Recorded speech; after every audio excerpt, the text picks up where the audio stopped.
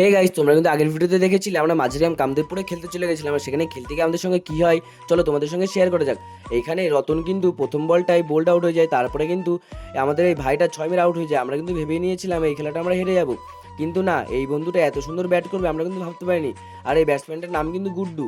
এ কিন্তু খুবই ভালো ব্যাট করে, আর এখানেও খুব ভালো ব্যাট করছিল। এইভাবে কিন্তু পরপর অনেকগুলো 4 মেরে আমাদের কিন্তু জিতে দেয়। তারপরে আমরা 3-4টে ম্যাচ জেতার পরে চলে যাই ফাইনালে। ফাইনালে গিয়ে কি হয় দেখাচ্ছি। ফাইনালে গিয়ে কিন্তু এই গুড্ডু প্রথম বলে বোল্ড আউট হয়ে যায়। তারপরে কিন্তু ব্যাটে নেমে কিন্তু আমি প্রথম বলটায় 4 মেরে দিই। এরপরে কিন্তু আমি আবারও একটা সুন্দর শট খেলার চেষ্টা করি, কিন্তু ফিল্ডার যে এত সুন্দর একটা সেভ করবে আমি কিন্তু ভাবতে পারিনি।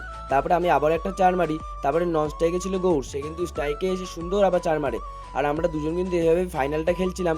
আর ফাইনালে কিন্তু আমরা এত রান চেস করছিলাম যে আমরা ভাবতে পারিনি যে আমরা এত সুন্দর ব্যাট করতে করতে অনেক দূর এগিয়ে যাই। তারপরে কিন্তু আমি 6 মেরে আউট হয়ে যাই।